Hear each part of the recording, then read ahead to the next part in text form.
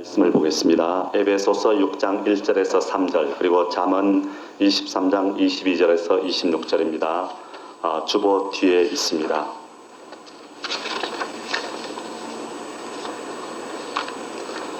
에베소서 6장 1절에서 3절을 먼저 봉독하겠습니다.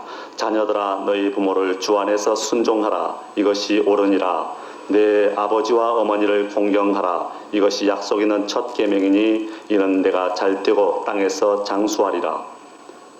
잠언 23장 22절에서 26절을 봉독하겠습니다. 너 낳은 아비에게 청종하고 내 늙은 어미를 경히 여기지 말지니라.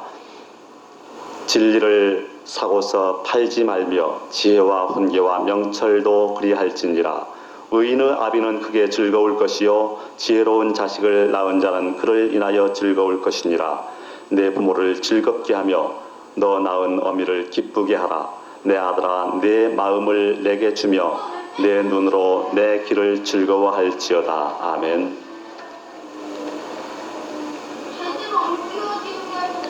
오늘은 성경적 부모 공경 이런 제목으로 하나님의 말씀을 대언하겠습니다.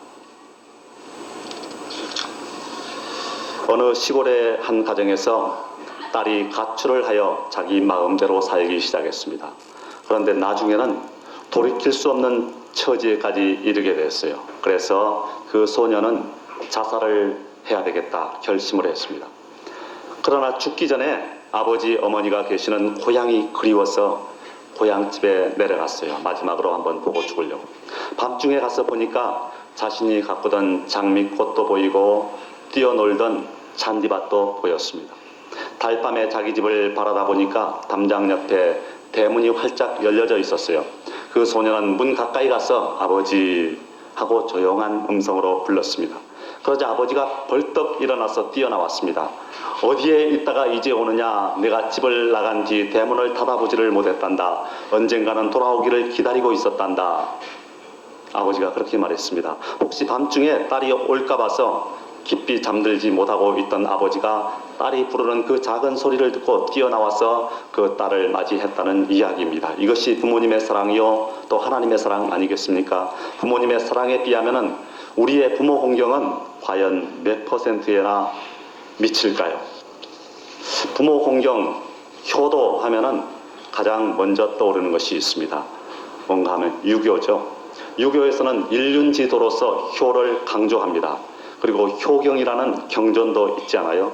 반면에 기독교는 사람들에게 불효의 종교로 낙인이 찍혀 있습니다. 왜 그렇게 생각을 하느냐고 물으면 기독교는 제사를 못 지내게 하죠. 성묘를 가서 묘에 절도 못하게 합니다. 그래서 그런데요. 그러나 그것은 모르는 소리인 것입니다. 유교에서는 생전 효도와 사후 효도를 가르칩니다. 살아계실 때도 효도하고 죽은 뒤에도 효도를 하라는 거예요. 그러니까 돌아가신 후에도 효도할 수 있는데 뭘 하고 살아계실 때 불효할 수 있는 빌미를 줄 수가 있습니다. 그러나 기독교는 어떻습니까? 죽은 뒤에는 조상에게 절을 못하게 하죠. 또 묘에도 절을 못하게 합니다. 그러니까 살아서 효도를 하지 않으면 기회가 없어요. 그렇게 되니까 살아계실 때 효도해야지 하고 결심하게 되지 않겠습니까? 두 가지만 질문을 하겠습니다. 제사를 지내기 위해서 밥상을 차려놓으면 제사를 지낸 뒤에 밥이 줄던가요? 너무 유치한 질문입니까? 그러면 조상에게 제사를 지내다 보면 가까운 조상은 제사를 지내게 되는데 먼 조상은 제사를 안 지내지 않아요? 4, 5대만 넘으면 제사를 안 지내요. 그러면 돌아가신 지 오래된 조상들은 모두 다 굶어 죽었겠네요. 도대체 귀신도 먹어야 산다는 것은 이론이 성립을 하지를 않잖아요. 하나님은 이 살아계신 부모를 공경하라고 합니다. 성경에서 효도란 말은 보지 못한 것 같아요. 성경에서 효도란 말을 본 적이 있습니까? 내 부모를 공경하라 그랬어요. 공경이라는 것은 히브리어로 카베드, 무겁다라는 뜻입니다. 인간의 신체에 간장을 뜻하는 거예요. 사람의 신체 중에서 가장 무거운 부분이 간장이라고 합니다. 부모를 공경하라는 것은 부모를 이 간장처럼 귀중하게 여기라는 뜻이라는 것입니다. 간장에 이상이 생기면 건강한 사람이 될 수 없잖아요. 간장처럼 부모를 소중히 여기게 되시기 바랍니다. 그러면 부모 공경의 이유가 뭐냐? 왜 부모를 공경하란 말이냐? 객관식 문제를 내겠습니다. 왜 부모를 공경해야 합니까? 1번 유교적 전통이므로, 2번 부모님을 사랑하기 때문에, 3번 하나님의 명령이므로, 4번 길러주신 은혜에 보답하기 위해서. 어떤 걸까요? 모두 다 타당한 이유가 될 것입니다. 그러나 하나님의 명령이므로 이것이 가장 큰 이유여야 되는 것입니다. 사람들은 하나님을 부모님께 효도를 못하게 뜯어 말리는 나쁜 분으로 인식을 하고 있습니다. 그러나 하나님은 성경 여러 곳에서 내 부모를 공경하라고 말씀하고 있습니다. 출애굽기 20장 12절을 보면은 내 부모를 공경하라. 그리하면 너의 하나님 나 여호와가 내게 준 땅에서 내 생명이 길리라 그랬어요. 또 신명기 5장 16절을 봐도 너는 너의 하나님 여호와의 명한 대로 내 부모를 공경하라. 그리하면 너의 하나님 여호와가 내게 준 땅에서 내 생명이 길고 복을 누리리라. 그렇게 말씀을 하고 있습니다. 뿐만 아니라 에베소서 6장 2절을 봐도 내 아버지와 어머니를 공경하라. 이것이 약속 있는 첫 계명이니 그렇게 말씀을 하고 있습니다. 하나님의 명령에 순종하여 부모를 잘 공경하시기 바랍니다. 그 다음 두 번째, 부모를 왜 공경을 해야 되느냐? 그것은 예수님께서 모범을 보이셨기 때문인 것입니다. 예수님은 어렸을 때부터 효성이 지극했을 것입니다. 누가복음 2장 51절을 보니까 예수께서 한 가지로 내려가사 나사렛에 이르러 순종하여 받드시더라 그랬어요. 예수님은 청년 때는 그 양 아버지 요셉을 도와서 목수 일을 했을 것입니다. 부모를 잘 섬기고 장남으로서의 역할을 다 했을 것입니다. 무엇을 보니까요? 십자가 위에서 모친 마리아에게 여자여 보소서 아들이니이다 그렇게 말했잖아요. 그리고 제자 요한에게 보라 내 어머니라. 모친을 마지막 죽어가면서 그 제자에게 부탁을 했습니다. 그때부터 그 제자가 예수님의 모친을 자기 집에 모셨다고 요한복음 19장 27절에 말하고 있습니다. 이와 같이 예수님께서 효도의 모범을 보이셨어요. 그러므로 성도는 예수님을 본받아서 부모를 공경해야 돼요. 예수님을 본받아 부모를 공경하게 되시기 바랍니다. 세 번째, 왜 공경을 해야 되느냐? 그것은 효도는 인간으로서의 당연한 도리이기 때문인 것입니다. 부모 공경은 법이 제정되기 이전의 도리예요. 범죄에는 이 자연범과 법정범이라는 게 있어요. 자연범이라는 것은 법이 제정되기 이전에도 그 행위는 범죄였습니다. 절도라든지 강도라든지 살인이라든지 강간이라든지 이런 것은 그것을 법으로 범죄라고 규정을 해놓기 때문에 범죄가 아니라 그 이전부터 범죄였어요. 그런데 법정범이라는 것은 뭐냐? 원래는 범죄가 아니었습니다. 그런데 그것을 범죄라고 규정을 해놨기 때문에 범죄로 된 것입니다. 예를 들어서 도로교통법 위반 같은 것. 무단횡단을 한다고 이것이 길을 건너는데 무슨 범죄가 됩니까? 그러나 이것을 범죄로 규정을 해놓은 뒤로는 그것이 범죄인 것입니다. 부모를 공경해야 되는 것도 이 법이 만들어지기 전부터 지켜야 하는 당연한 도리요 이치인 것입니다. 당연한 거예요. 그 다음 부모 공경의 방법. 어떻게 부모님을 공경할까요? 그것은 첫 번째, 부모님을 사랑하라는 것입니다. 부모님께 애정을 가지라. 왜요?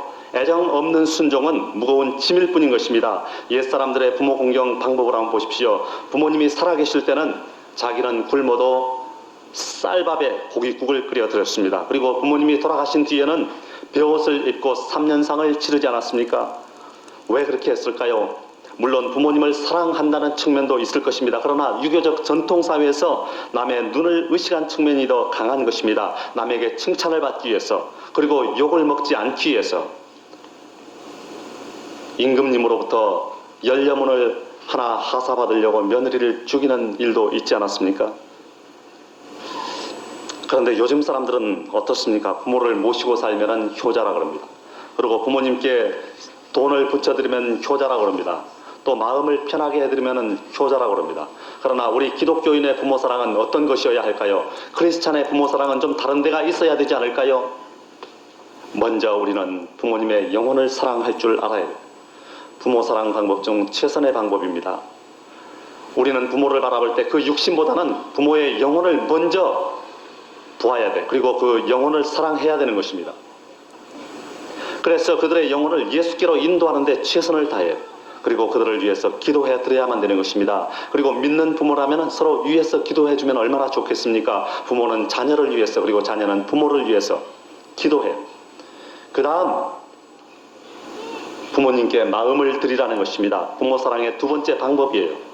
부모를 사랑한다면은 형식적으로 남들 하는 대로 남을 의식해서가 아니라 부모님께 마음을 드리라는 것입니다. 잠언 23장 26절을 보니까 내 아들아 내 마음을 내게 주며 내 눈으로 내 길을 즐거워할지어다 그랬어요. 내 마음을 내게 달라는 것입니다. 아내나 남편이나 자식에게는 줄 수 있는 마음을 부모님께는 왜 줄 수 없단 말입니까? 부모님이 살아계실 때는 불효하다가 돌아가신 후 후회하는 사람이 얼마나 많습니까? 후회스러운 마음에 상다리가 부러지도록 차려놓고 제사를 지내나 봐요. 어느 잡지를 보니까 SBS 서세원의 좋은 세상 만들기에 방송된 사연인가 봐요. 어느 분의 사연이 실려 있었어요. 새벽별이라는 제목의 가슴을 찡하게 하는 시가 있습니다. 소개해 드리겠습니다. 시계가 없던 시절 어머니의 시계는 새벽별이었습니다. 아침 일찍 일어나 새벽별을 보시고 지금이 몇 시쯤이려니 어머니는 보리밥을 조금이라도 더 부드럽게 하시려고 그렇게 새벽별을 시계 삼아 일찍 일어나셨습니다. 그러던 어느 날 밤새 내리던 비가 새벽까지 그치질 않자 어머니는 새벽별을 보실 수가 없었습니다. 흔들어 깨우는 어머니를 따라 보리밥 한술 뜨고 사오리를 걸어 음대까지 갔더니 새벽 2시였습니다.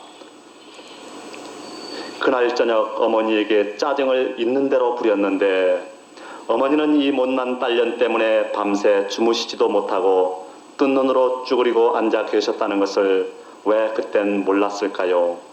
딸년이 무슨 공부는 무슨 공부야? 아버지가 역정을 내실 때면 딸의 손을 잡고 뒤뜰로 도망가시던 어머니. 요즘은 제가 새벽별을 보며 어머니를 생각합니다. 지금 빛나는 그 별이 바로 하늘에 계신 어머니겠지요. 가슴이 뭉클하지 않습니까? 부모님 살아계실 때 사랑하시기 바랍니다. 살아계실 때 불효하다가 돌아가신 뒤에 제사를 잘 지내면 무슨 소용이 있겠습니까? 그 다음 부모님의 인격을 존중하라는 것입니다. 부모 사랑의 세 번째 방법입니다. 부모님을 진심으로 존경하는 마음으로 효도해야 돼요. 업신여기지 말아야 되는 것입니다. 행동이 보잘것없어도 또 배운 것이 없어도 나를 낳아주셨다는 한 가지 사실만으로도 또 나를 길러주셨다는 사실 한 가지만으로도 그분들은 나의 효도를 받을 만한 자격이 충분히 있는 분들인 것입니다. 그 다음 부모 공경의 두 번째 방법, 부모를 기쁘시게 하라는 것입니다. 잠언 23장 25절을 보니까 부모를 기쁘시게 하라고. 내 부모를 즐겁게 하며 너 낳은 어미를 기쁘게 하라. 부모님을 사랑하는 것은 내면적인 측면이 강합니다. 부모님의 영혼을 사랑하고 부모님께 내 마음을 드리고 부모님의 인격을 존중하고 내면적인 부분 아닙니까? 그러나 부모님을 즐겁게 하고 기쁘시게 하는 것은 외면적인 측면이 강합니다. 그러면 부모님을 즐겁게 하고 기쁘시게 해드리려면 어떻게 해야 될까요? 먼저 잠언 23장 24절을 보니까 의인이 되라는 것입니다. 부모를 기쁘시게 하는 방법 첫 번째, 의인이 되라. 자식을 낳았는데 커서 절도나 하고 강도나 하고 강간, 살인 그런 거나 저지르고 돌아다니고 조직폭력배나 된다면 부모의 마음이 어떻겠습니까? 도둑질, 강도질해서 가져다주는 돈을 받고 기뻐할 부모가 어디 있겠습니까? 부모 하면은 누구나 자식이 바르게 커서 올바른 방법으로 효도하기를 바랄 것입니다. 효도 안 해도 좋으니 올바르게만 커달라. 이것이 부모의 소원일 것입니다. 그러므로 부모를 기쁘시게 하려면 의인이 돼야 돼요. 잠언 23장 24절 보니까 의인의 아비는 크게 즐거울 것이요. 아들이 의인이 되면 부모님이 기뻐하신다는 것입니다. 즐거워하신대요. 그리고 의인이라는 것은 하나님을 잘 믿어서 구원을 받은 백성 아닙니까? 크리스천 부모가 자식에 대해 소원이 있다면 무엇이겠습니까? 돈 잘 버는 것이겠습니까? 출세하는 것이겠습니까? 착한 것이겠습니까? 그 무엇보다도 예수님을 믿고 하나님의 자녀가 되는 것일 것입니다. 로마서 1장 7절을 보면 오직 의인은 믿음으로 말미암아 살리라 그랬어요. 이처럼 믿음으로 사는 사람이 의인인 것입니다. 믿음으로 살 때 부모님이 가장 기뻐하시고 즐거워하지 않겠습니까?